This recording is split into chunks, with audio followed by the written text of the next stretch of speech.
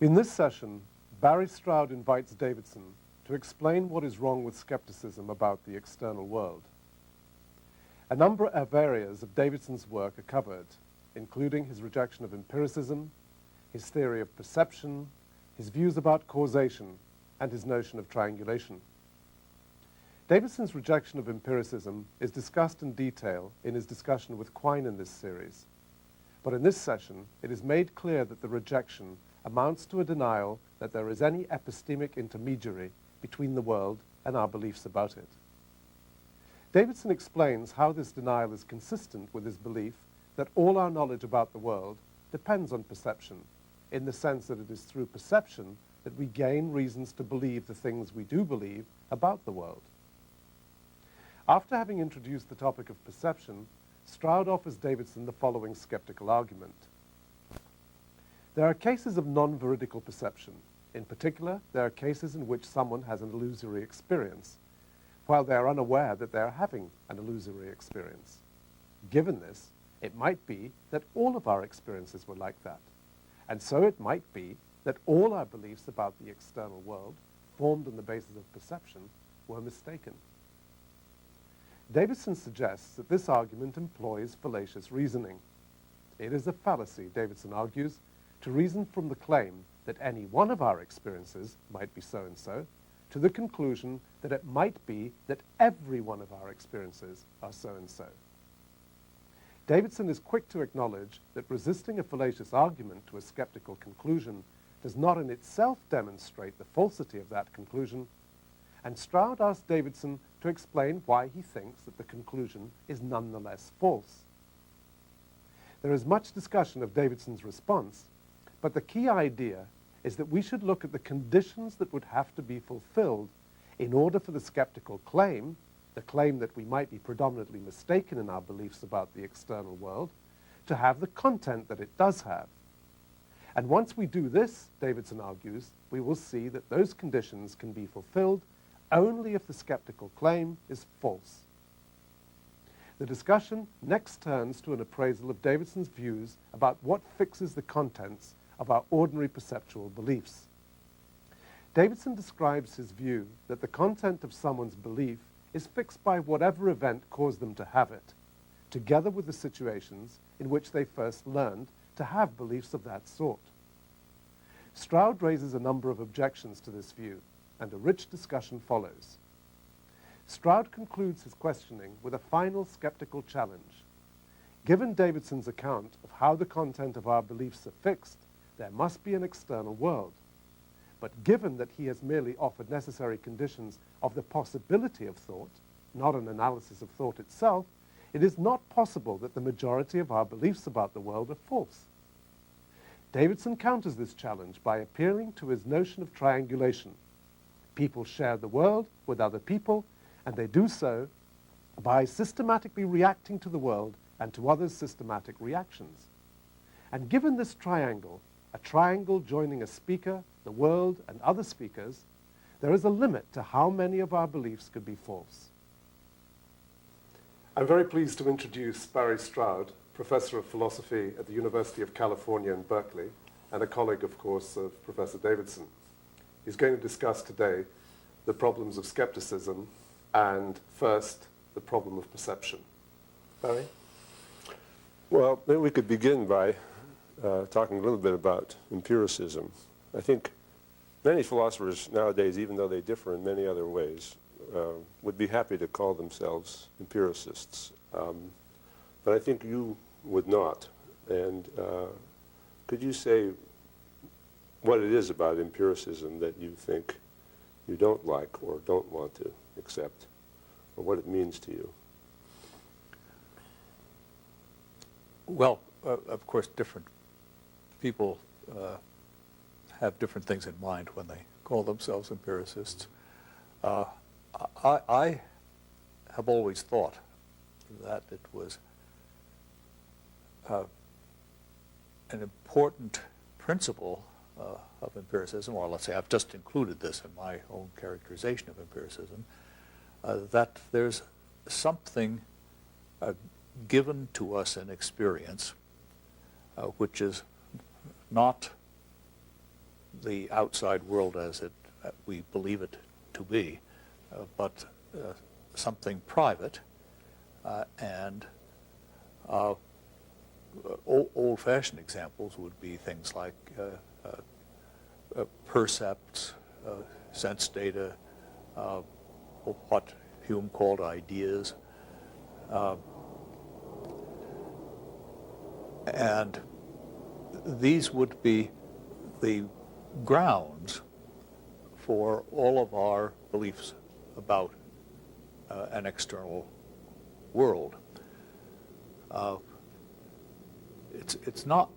It doesn't tell you enough to just say all of our views about the external world depend on experience, because depend could mean just causally depend, or could mean somehow that there's something internal about experience, which is then the basis for our construction or inference to an external world.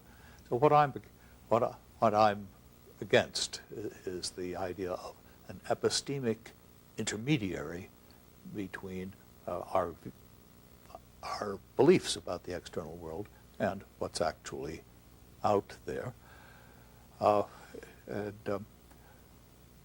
Most of my arguments against, or many of my arguments against empiricism have been directed at Quine. And I thought that I could see that he accepted the idea of an epistemic intermediary in effect, though it's a bit of an argument to show that that's the case. So Quine identified two, what he called dogmas of empiricism, which he rejected, and you joined him in rejecting those, but you detected what you call a third dogma of empiricism, which you think he's committed to, and many other empiricists are committed to.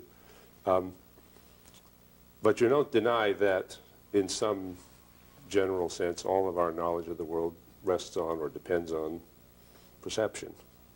Do you? No, certainly not. No, it's just a matter of how you read that word "depend." Right. How about if you read it this way, that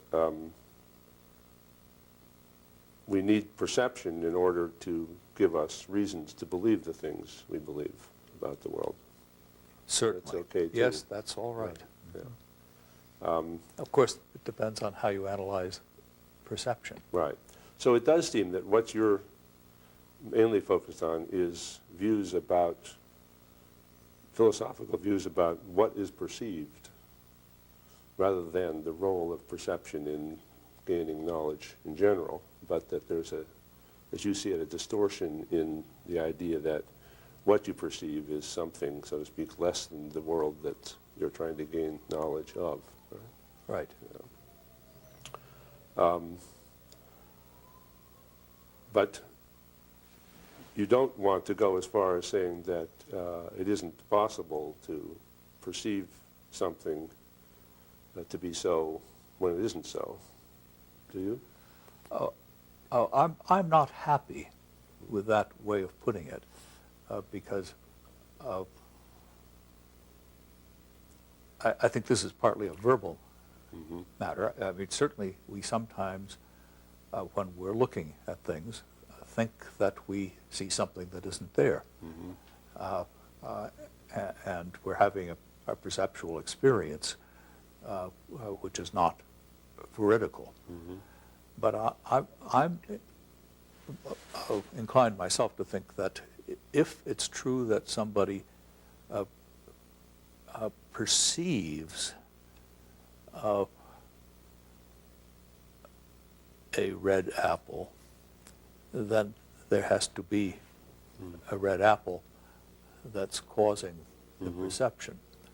Of course, it's much clearer that that's the case if you say perceives that there's a red apple. Then it seems to be clear that the person believes that there's a red apple, and there is one, and furthermore, there's a connection between the red apple that's there and the belief.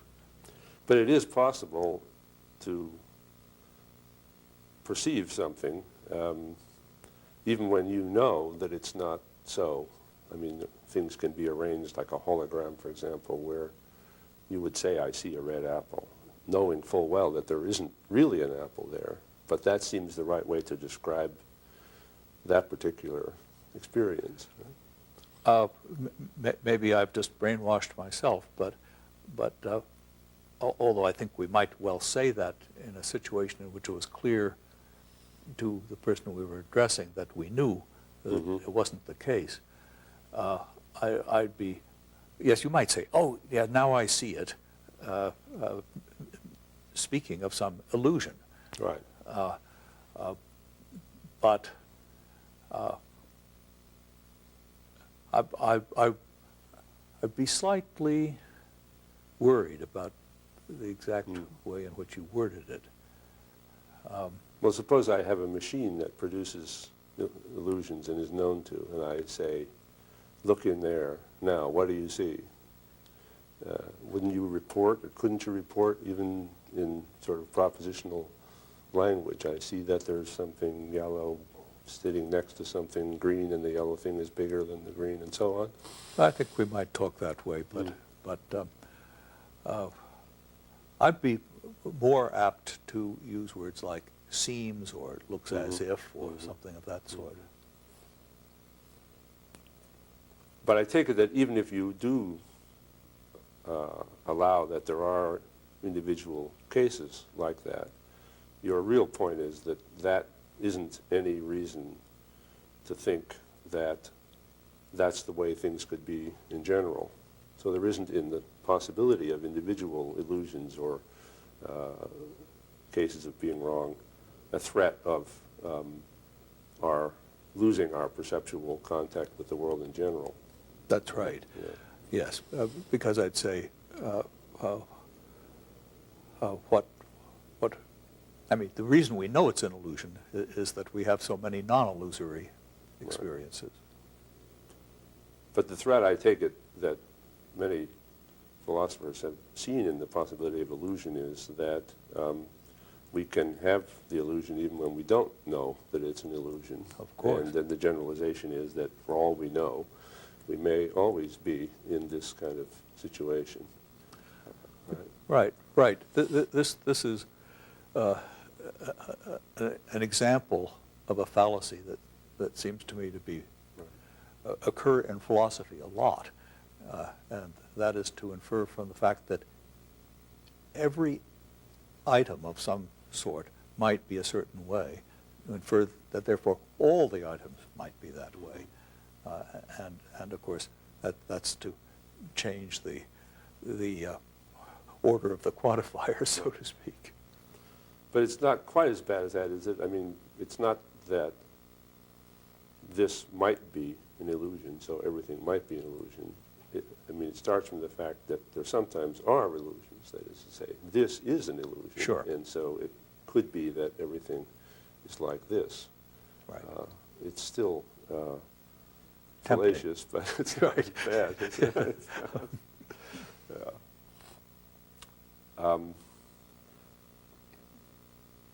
Now, would you say then that since that kind of reasoning is fallacious, or there's no way to go from the fact of particular illusions to a general threat, would you say that that is enough then to stop the threat that might be thought to exist of skepticism with respect to our knowledge of the world? That is, you just can't get to it from the facts that it appeals to? No, I don't think pointing out that that's a fallacious argument is enough to disarm skepticism. Mm-hmm. Why not? Well, the fact that it doesn't follow, it doesn't show that it's not, that the conclusion isn't true. I mean, that we could be globally deceived. Mm-hmm. It might be the case, even though it doesn't follow from the fact that we might be wrong about any particular belief that we have about or perceptual belief that we have about the world. But take a particular person who does know that there are illusions and has sometimes been under an illusion. suppose he asks himself, do I really know on this occasion that I'm not under an illusion the way I know I was sometimes in the past? What do you say to that person, or what do you say about the question he's asking himself on that occasion? That he doesn't have anything to worry about? I mean, he can't have anything to worry about if he really thinks about it? Well, we're imagining, what are we imagining exactly? He says to me, No, just to himself. Even. he says to himself, I wonder whether all of this is an illusion. Do I think that that's impossible? No. I don't, I'd say any argument against skepticism that showed that you couldn't be massively deceived at some point would be wrong, because we could be. Yeah. I mean, an individual person could be, certainly. Yes, because individual people sometimes are. So if the person says, well, I could be, so there must be, if I'm going to know that I'm not deceived this time, there must be some way for me to find out whether I am now deceived or under an illusion. No.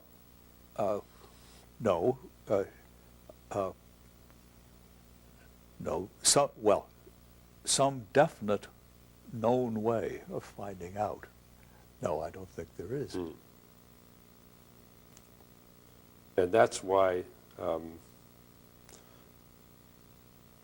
the threat of skepticism, you think, has to be stopped in some other way. That is, isn't if you can find reasons in your current experience for discovering that or believing that you're not under an illusion once you take this question seriously. That's right. Yes, this is, it sounds like the problem that Plato ran into in the Theaetetus. Looking down in the corner of the picture to see whether it's guaranteed to be true. Right. Of course, if you're skeptical about the picture, you're going to be skeptical about the little mark in the corner too. No, there can't be a mark of veridicality in what's given in perception. Mm-hmm. But then let's return to the person who realizes there is no mark of veridicality, and then asks himself, how can I know that I'm ever getting it right, since on each particular occasion I see there's no way for me to tell that I am getting it right? Mm-hmm. Now, I think you want to say that the worry that he's never getting it right or might never be getting it right is not a real worry. That's true. I do think that. Yeah. Could you say how you think that works? Reassure me. Yeah. Well, I'll try, Barry. But some people just don't want to be reassured. Well, a place to start, I think, would be to ask. I'll ask you. What is it that you're worried about? What? Give me an example. What do you think? Here you think perhaps all of your thoughts about the world are perhaps not just a little mistaken, but I mean really mistaken. The world just isn't like that. To take the example that you've thought about a lot, maybe nothing really has a color. That's just something subjective that has to do with something in us, but not something that's. I mean, that would be pretty massive. Yeah.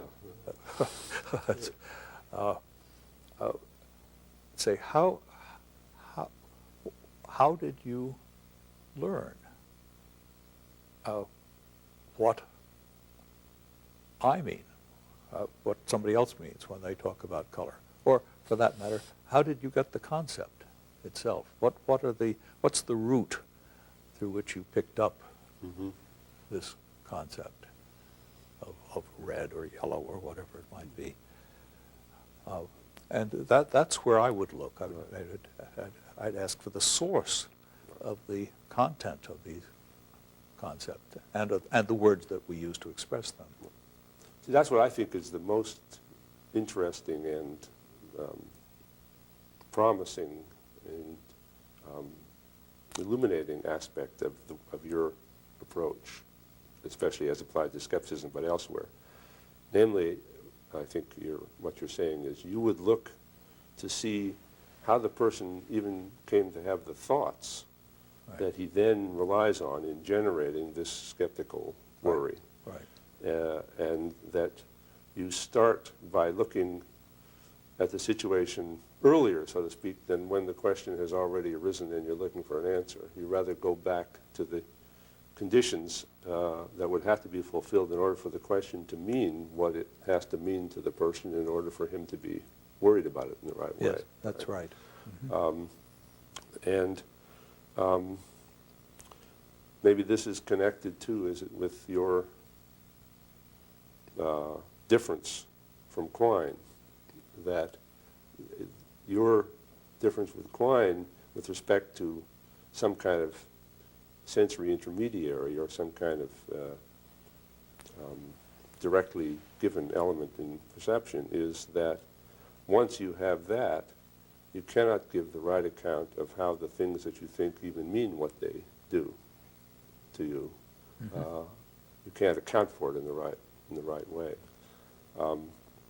So that, in a way, questions about meaning or the conditions of thought have to be understood philosophically as some sense prior to questions about how you know things, since in order to come to know things, you have to already be able to think and mean things. Right, yeah. That's right.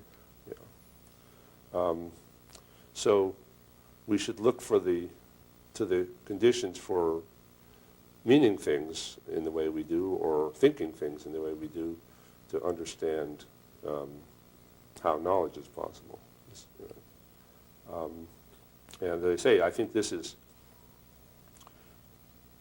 different from a lot of the ways a lot of people have thought about knowledge. Not everybody, and this is something I've drawn attention to elsewhere, not, for example, different in very general respects from Kant. You might say he starts with the idea of what are the conditions for being able to think or experience anything. And out of this comes eventually a conception according to which, although this wasn't his only intention, skepticism about the world comes to be impossible. Right? And one thing that's always fascinated me is just how Kantian or non-Kantian your views are, how they actually differ. Because it does seem to me clear that although Kant proceeds in this way and has this anti-skeptical outcome, the price of that, in his case, is a kind of idealism, sort of transcendental idealism. Which does sound like a form of skepticism. Well, that's my reaction. It doesn't seem to me much better than what it's supposed to be an antidote to. Right. But now what's especially interesting about your approach is that you achieve, or you claim to achieve in general terms, a kind of resolution that's Kantian in that general respect. That is, you get out of the conditions of thought and experience the impossibility of a threatening skepticism, but you do it, or claim to do it, without idealism. Can you say a bit about how that works?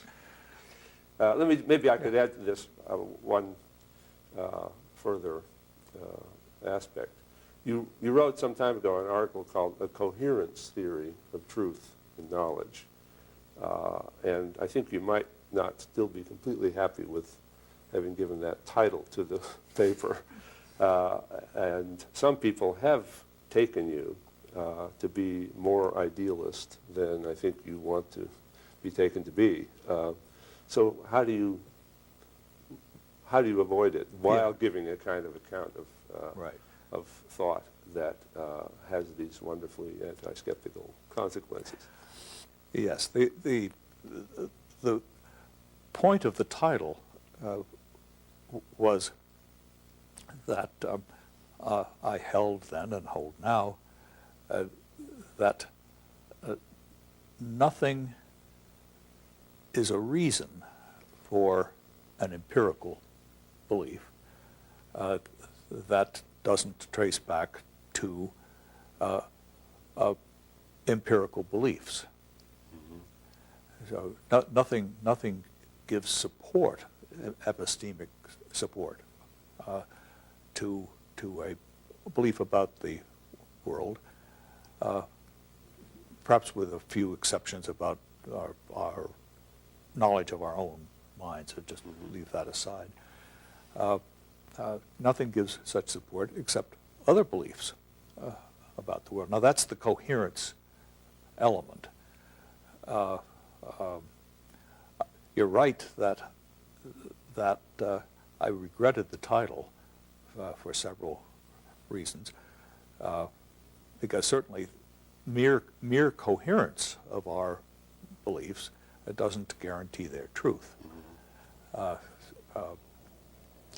But the thing that inspired the word before I realized that it implied things that to many people that I didn't want to imply, I still think that view was right.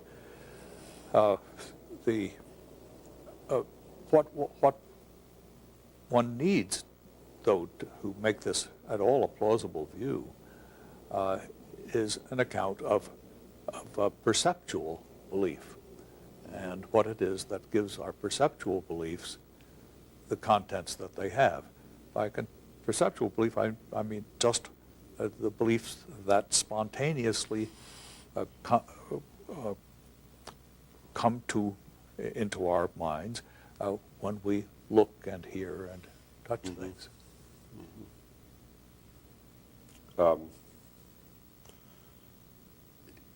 When you say, though, that the only thing that can be a reason for a belief is another belief, it sounds as if perception is not getting the role that we agreed earlier it's getting. And I think that's the way some people have responded to what you're saying.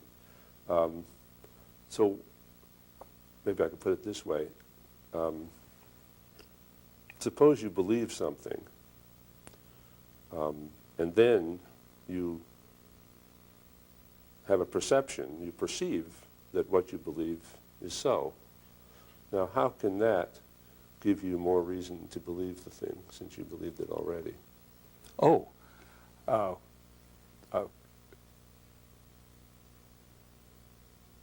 Well, it just confirms what you already believed. I think when we just look out, we can't help ourselves, so to speak, from immediately taking that to be a chair, that to be a person, and those thoughts which come to us spontaneously when we're looking around us, we often correct immediately on the basis of what we see a moment afterwards, or on the basis of things we already believed before that. All of that comes into play. So any beliefs that we form under these conditions are prone to correction, clarification, and so forth on the basis of what we further perceive and on the basis of what we think we already know, on the basis of things we've perceived through our lives. But if I do believe something and then I perceive that it's so and thereby get more reason to believe it, or maybe confirm it, then I do now have a reasonable or a more reasonable belief than I had before. But did I get that on the basis of some other belief? Because you said the only reason for a belief can be another belief. Well, yes, the belief that confirms the other one, the prior one, is the belief that is formed as part of perceiving that something is the case. But that's the very same, has the very same content. Has the very same content in this case, yeah. So it's not that the... Well, very same content. That seems... yes, why not? I mean, right, I believe that there's a blue teacup on the table. I'm not looking at it. I Right. put it there a while ago. I look, yep, there it is. Right. So new belief based upon present evidence confirms belief based on memory. So it's the same belief, so to speak, the same content can give you reason to believe Yes. that very same certainly. thing. Oh, certainly, sure. So it's not another belief in a certain sense. Well, not an, Right. right. Okay. I mean, it's certainly not the belief that you are perceiving. No, to it's be- a new event. It's a new Aha, event. right. That is the belief is reinforced or Okay. Now, these beliefs that you acquire by perception, they then can support your other beliefs, make your beliefs more reasonable. But you would focus on how it's possible to get these beliefs in the first place, in the sense that how it's possible for you to have particular thoughts or particular understandings of what goes on, which you perceive. And I take it that what those beliefs, the ones you acquire most straightforwardly and most directly in experience, what those beliefs are or what they mean is to be determined or fixed by the actual conditions under which they're acquired. Is that right? yes, yes. And this is what makes it impossible for, eventually, for there to be a general skeptical threat to knowledge, because the only way you could have got the beliefs that you've got, at least the basic ones, is because they were true, so to speak, or that which they mean was so when you acquired them, right? Yes. Yeah. Now, how exactly does that work? I look in a certain direction, and I'm caused to come to believe something. And I think, as you put it, what my belief means is fixed by what causes it in those cases. The content is determined by two, and this is the simplest cases. Let's say our application of color words, but also for ordinary sorts of things like people and chairs and tables. That's right. It depends on the one hand on the present cause, but the content, it also depends upon the situations in which we learned to talk about these things.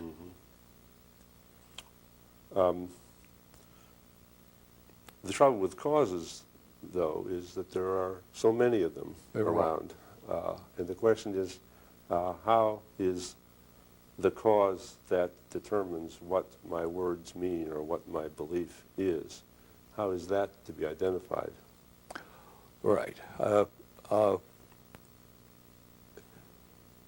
At least part of the story, I think, comes from studying the situation in which we learn sentences, simple sentences, by ostension.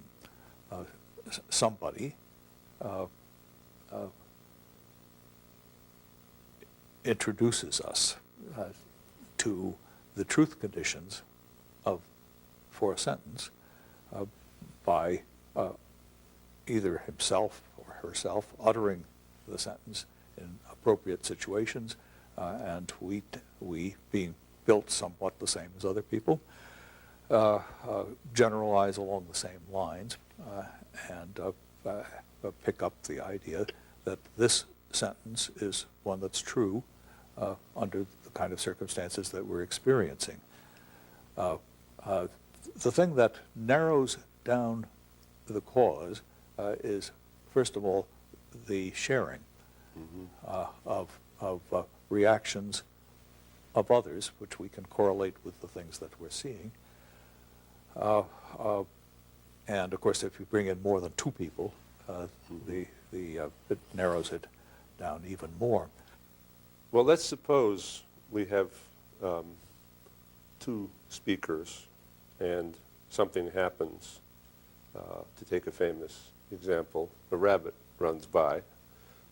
One of them says rabbit, the other says gavagai. Now, they are to be understood as meaning rabbit or there's a rabbit by those utterances. Why, according to your view? What a sentence like that means, of course, depends upon the circumstances in which it's appropriate to hold it true. Right. Now, a rabbit going by is an appropriate circumstance, but a lot of other things are going on at the same time, including purely personal things. So why should we suppose that utterance means there goes a rabbit? I think there are two ways of looking at this. One is to emphasize something like induction. Of course, if you emphasize induction, you say, well, one case is not enough. It takes a lot of cases, and the more cases you have and the more different the circumstances in which the cases arise, but where they're all cases of rabbits going by, the more you can filter out the relevant aspect of the situation as being the one that gives the content to the sentence. What's unrealistic about that account is, of course, that once we're on to language at all, we pick up what a simple sentence like that means much faster than induction would account for it. And I think there are a number of things that need to be said about why it works as well as it does. One of them certainly is both our physiology, which is geared to picking up certain kinds of things and keeping track of them, concentrating on them rather than other things. And the other is the ways in which we see situations as relevantly similar to each other. It's partly just in our sense organs themselves that in vision outlines are emphasized, but we're also apparently built right from the beginning so that we naturally keep track of macroscopic objects moving against a background. Not only do we do this, I mean, frogs do it. And it takes very little, it takes almost nothing that you would call thinking or training to be able to do that. So various things of this sort account for the rapidity with which we pick up what's going on. And since I think we work our way into the conceptual system that we all work with. I mean, we take for granted an ontology of large or medium-sized physical objects that are movable, that can change in certain ways and yet still be more or less the same thing. We build up the concepts that work with this slowly, but with many of them growing at the same time, reinforcing each other and giving more content. The ideas of causality, the fact that these medium-sized objects don't change in various ways unless there's a reason, a cause of some sort. That's part of keeping track of objects and knowing that they exist when we're not looking at them, and that they can disappear behind something and be the same thing that appears on the other side, and so forth.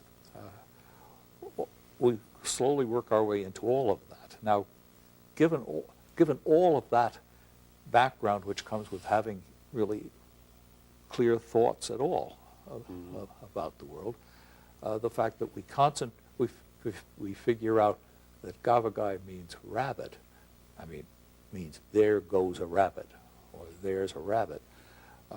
Against that whole background, it's not so surprising that we fix on the right thing. This story about how we connect, how our thoughts and our words get connected with what's going on, couldn't take place if there weren't interaction between various people.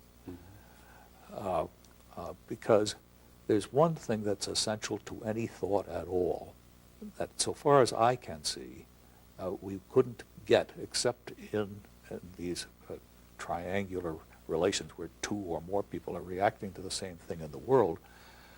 What we couldn't get is the idea of getting it right or getting it wrong.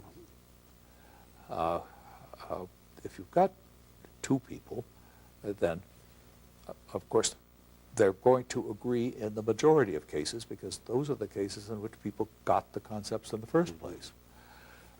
But then there can be cases where they don't agree. One thinks there's a rabbit, the other doesn't.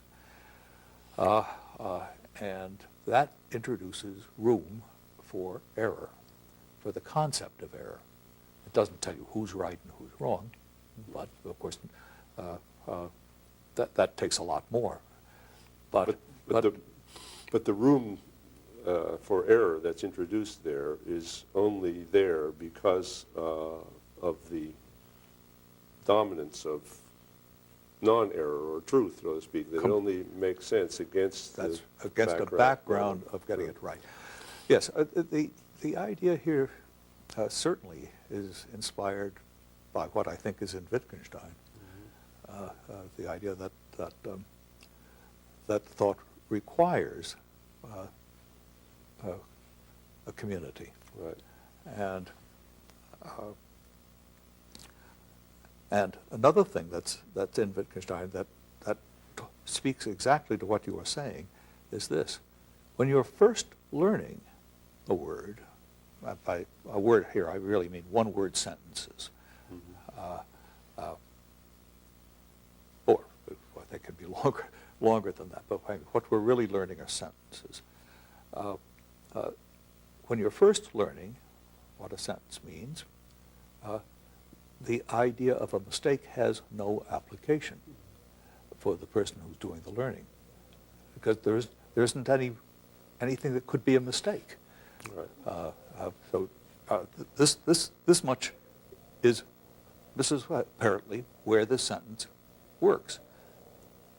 You have no other place to look, no other thing to think. So you can't raise skeptical questions at the beginning. Right. Yeah. So this is another way of coming back to the point that not only can't you go from an occasional individual error to the possibility of being wrong in general, right, but you can even make an error or be wrong only because you can't be wrong or make an error most of the time, Right. in the sense that the Right. truth of your beliefs in general is guaranteed by the fact that you have them or that it makes sense to Right. you. So I see how that is meant to go against skepticism, but maybe we could look again at the triangulation situation. I can see how what you mean by saying that communication, the possibility of communication, is essential to thought, because only when you have several speakers zeroing in on the same thing, so to speak, will there be something of content to what they're saying. But now, in order for that to support the opposition to skepticism that you see, it has to be the case that what they both believe on such occasions is, in general, true. Not just that they both come to mean the same by their words, but they do that only because of what is actually so in the world. I think you've put this by saying that in these basic, simple cases, what speakers' words mean is what causes them to utter the words or accept the sentences that they accept. Is that right? Yes. Yeah. Yes. We're thinking now of the history of causality, not just the present case. Yeah, well, but something, for example, stimulates people to say something on a particular occasion, and it's only because those sorts of words have been uttered on those sorts of occasions amongst people in the past that those words mean what they That's do right. mean. Yes. But now you also have a view of causation, according to which what causes one thing to happen is an event, causes another event to happen. Right. That the terms of the relation of cause and effect are events, stand in this relation. And these events are particular happenings at particular places and times. So each event, like any particular object, will obviously have many, many different properties. But your view of meaning is that the event that produces an utterance, typically, is, at least in these simple cases, what the utterance means or comes to mean. Now, how is it determined which of the qualities of the individual event, which is the stimulation for the utterance of people, fixes the meaning of that? That is, there could be so many properties that the event which stimulates the utterance has. But, for example, that it's being a rabbit running by is what finally, after triangulation and so on, fixes it as meaning there's a rabbit. Sure. But why not any of the other countless properties that the individual events might have that also produce that utterance? You mean other things that are common to the cases? Yeah, other properties that all of that those... all the events have. Yes, I think what finds it down is the place that concepts like that of rabbit have in a much larger neighborhood of concepts. I mean, we have to know, have a general idea of what an animal is like, or we don't have the concept of a rabbit. So just seeing these situations, although you might be able to teach even an animal that didn't have any ideas at all to push a button every time a rabbit went by, it wouldn't be thinking, there goes a rabbit, because you can't think that something's a rabbit if you don't know something about rabbits. I mean, in a general sort of way. And I don't think there's some list of things you have to know. You just have to have a lot of knowledge of what it's like to be an animal in the world. Then it's this sort of thing that narrows down the content.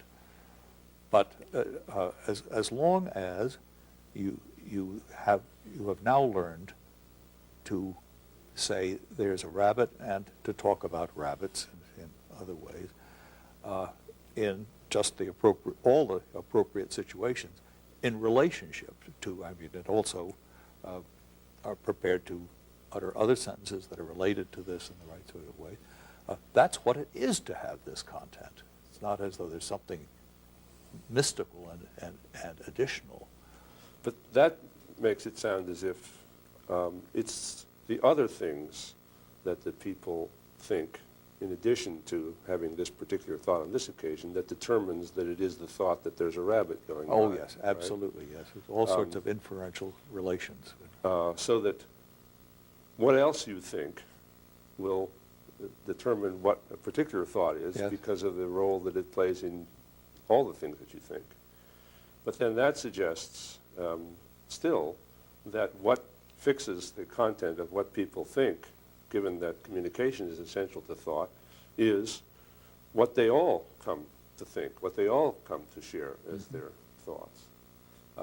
But then that still seems to leave the possibility that they might all have all these thoughts, and they all share these thoughts, and they all fix on the same things to find down the contents of the thoughts. But still, it could be that all of those thoughts are not true, although they all have them. That is, for the opposition to skepticism, it has to be that they couldn't share all these things and they be generally false. Right?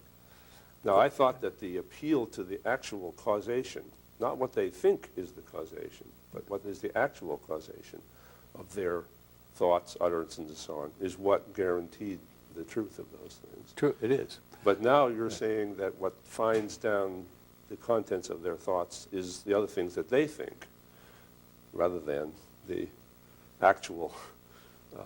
It's these two things together that do that. I think if there were something, other things besides there being a rabbit, so to speak, that always were present whenever there's a rabbit, there wouldn't, and this didn't make any difference to the relationship between thoughts of rabbits and thoughts of other things and so forth, then there would be no telling the difference in the content. So this is where something you have called the inscrutability of reference comes in? Or, no, I think that's a different point. No, I think this would just be a difference which makes no difference. Isn't a difference. Well, but doesn't it make a difference in this sense? That is, that the sentence Gavagai gets to mean there's a rabbit, after all, that doesn't mean the same as other things which we might express that might also be true of those events that generate it. That is, we understand the difference between there being a rabbit and there being other things which are always present when there is a rabbit. And so... But that, we understand that, but that's the things that make us discriminate. Well, let's take the kind of example that's probably on your mind, like there's an undetached rabbit part. Or something like that. Well, something like that. I wasn't actually having that in mind, but I see. But that will do. Will that do? Okay. Yeah. Well, no. Those sentences come to have different contents because we, on other occasions or in other ways, learn the notion of part and detached and undetached and so forth. If it weren't for that, there wouldn't be any difference in the content. We would be no grounds on which to distinguish these meanings. But we have plenty of grounds. Right. But then that suggests that, again, that what distinguishes amongst these different meanings and fixes the particular content is all the other things that we think, which enable us to discriminate. Right. It isn't just those, though. I mean, it's also, I mean, our belief that there's a rabbit there now also depends on more than just all the other things we believe. Depends on seeing the rabbit. Right. But that, of course, again, is an intentional attitude. It's something that we do rather than something that is merely the case with the thing. I mean, the problem that's troubling me is there seem to be so many things true of the particular events which cause our utterances, not all of which are expressed by the sentence that's generated by the presence of the thing. No, quite right. Yes, that's why we need this whole network. Right. But then that's why it seems difficult to say that even in these simplest cases, what utterances mean is what causes them. Yes, in fact, that, it seems to me, that formulation tries to pack too much into a short phrase. That was that. I think this is perhaps a fault in my writing in general. Having a quite complicated thing in mind, I want to get the general idea across, and the general idea here is that it is these actual encounters that involve two or more people and things that register in some way on them in common. It's a set of causal relations between the people and things happening outside that in the end, but in very, very complicated ways, determine the contents of our perceptual beliefs and indeed of all our empirical beliefs ultimately. So I've tried to pack that into this simple phrase, and I agree with you. I don't want to put any more weight on that than I have in the things I'm saying. I think one thing that's troubling with that formulation is that if causation is an extensional relation between two events, and the events that we're interested in are those which bring about our having all kinds of thoughts, meaning things by what we say, all of those are intentional facts. It's hard to see how all of those utterances and thoughts, even in the simplest cases, having the meaning or content that they have, could be so the effect of there being the effect of a certain cause, where that's just an extensional relation. I agree. There's no definition or analysis of any of these intentional states on the basis of extensional facts that I'm presenting here at all. In fact, the basic triangular situation can be stated without supposing that any thought is going on at all.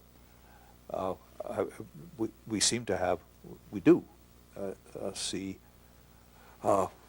one bird sees another bird that apparently sees something, and both birds react to the same thing at the same time that they're reacting to each other's reactions.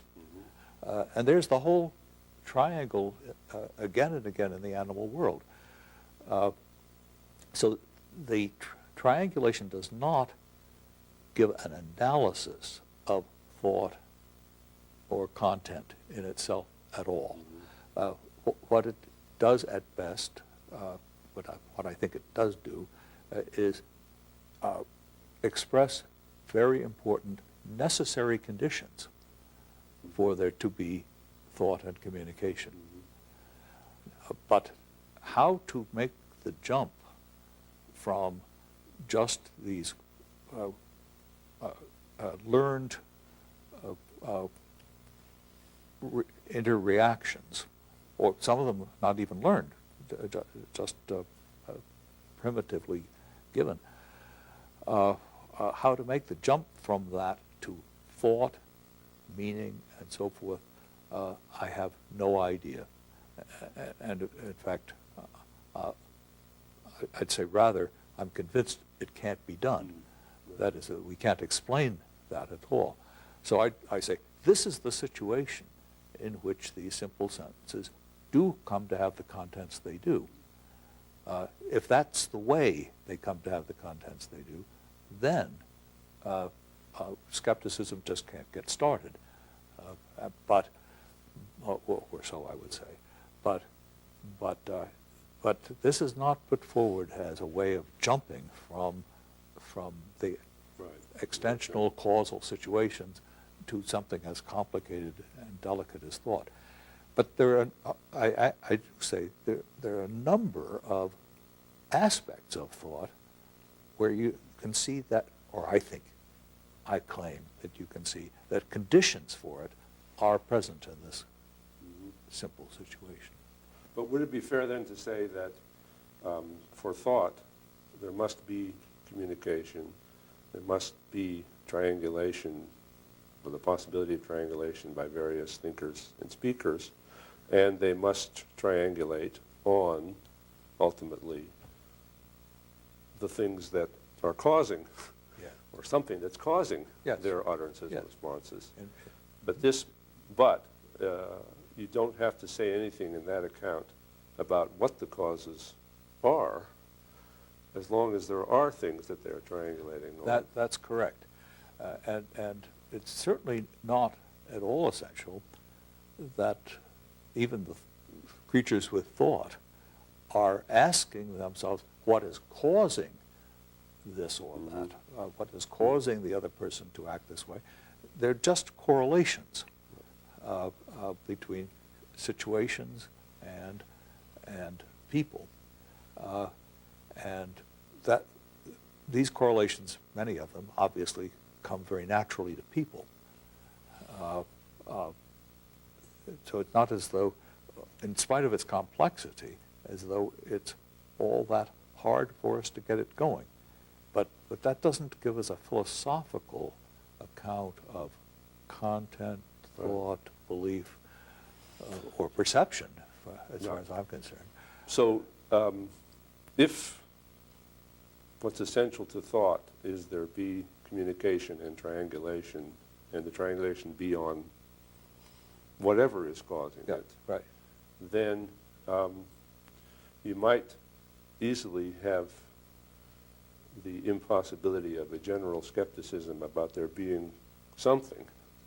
But doesn't it seem to leave a gap in that, a gap between everything that the people believe as a result of triangulating on whatever's causing it and what is causing it? That is to say, that they could be, as far as this philosophical account goes, still massively wrong about the way things are, but not wrong about there being some way things are and something causing. That is, you don't have now any external, purely extensional account that's giving the content to their beliefs, and it seems to leave open the possibility anyway, logically, of their beliefs not being true, even though we have a perfectly adequate philosophical account of how they come to have them all. Well, I would think not, but that's because if you think they could be massively mistaken, you have to ask, well, now what are the contents of these mistakes, which are consistent? I mean, these are beliefs which are consistently caused by something that really is happening. Now, what gives them, where does the content come from that's not, obviously not derived from what's out there? That would just be, to me, completely mysterious. So it seems to me enough to counter that, to hold, or let's say, it would counter that if you believed, as I do, that can't be more to content than is derived from the actual situations. In which what could we be communicating to somebody else when we react to a situation that they're reacting to? Well, we're both taking in something about the world. That it's causing these beliefs. Indeed, we agree in very complicated ways, and not just from the particular situations, but a large background. But where could any additional content come from that could be communicated? Well, that's a question which says what sort of philosophical account could be given of content that didn't satisfy the conditions you're saying must hold. But I'm thinking of it from the other side, someone reflecting on his knowledge and asking himself whether he could be massively wrong, or whether a lot of us could be massively wrong about what we believe, and accepting the now more minimal conditions in your account that, well, we wouldn't mean anything if we didn't all share these beliefs and triangulate and so on, and we must be triangulating on something. But don't I see that I could nevertheless still be massively wrong, in the sense that now I know what all these thoughts are that we all have. I see that there is now left still the possibility of their not being true, even though I now have an account of how we all got them. That is, there's one thing I have to be right about, namely that there is something that causes us to utter and believe all the things that we believe. Well, you see, if you thought that our beliefs, the contents of which are fully and clearly given to each of us individually, quite independent of our,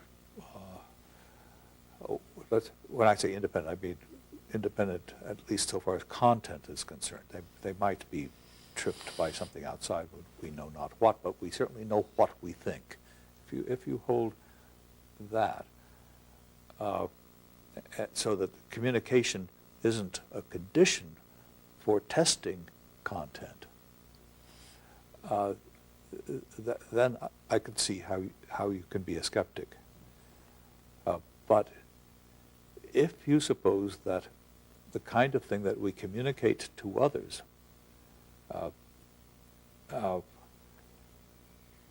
is in general the kind of thing we can think, then beliefs aren't this thing that's independent of what is in very complicated ways causing us to interact in the ways we do with the world and each other.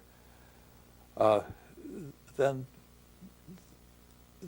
you no longer can say, well, maybe I have all these ideas, but they're just me. No, I'm sharing the world with other people, and I do that only through the things that I systematically react to, and to the things that they systematically react to.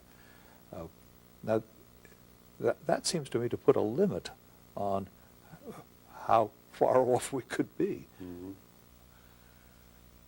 Barry, I have a comment I'd like to make about this discussion. It's very interesting to me, and in a way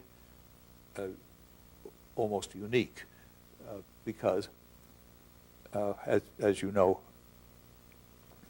I arrived at the ideas I'm expressing not through some desire to show that skepticism was untenable or false or something of that sort. I was really thinking about how does thought get started, and what are the conditions for thought, and what gives our empirical beliefs the contents that they have. And it came to me, having done this, that if this was right, then skepticism about about the existence of an external world and being more or less the way we think it is, couldn't arise, nor could skepticism about the minds of other people. Because to have, according to my view, to have thoughts at all, we have to know that there are other people who are thinking more or less what we are. Or let's say, we know what they're thinking, to be a better way of putting it. So there's a sense in which I don't at all, I'm not in the tradition of people who've tried to show that there's something wrong with skepticism, or or to answer it by saying, now, here is the way we can know something. It's rather say, here's what it's like to even believe something. And if you have a belief, you're already not a skeptic. Yeah. No, I think that's very good, because the thing that I think is most interesting and illuminating about the line that you pursue is that if it's right, then skepticism cannot arise. It's stopped in its tracks. The question about knowledge, which has been thought to possibly lead to a skeptical answer, is a misguided question, or a question which cannot be answered in the way that those people who have sought to answer it from this standpoint try to answer it. And I think it's very important to distinguish that from a refutation of skepticism, by which I take it would be meant a demonstration that skepticism is false. And if skepticism is false, and it says that we don't know anything, then this would be a demonstration that we do know lots of things.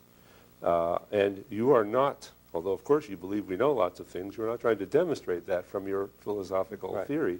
And that seems to me to be a real advantage, because if you have the wherewithal there to demonstrate that the question is misguided, then the last thing you should do is give a positive answer to it by saying the answer to it is we do know after all. Yes. And I think that's an extremely important distinction. And that's what is fascinating to me about skepticism, because the way to get rid of skepticism, it seems to me, is not to prove that it's false, but to get rid of it. Good.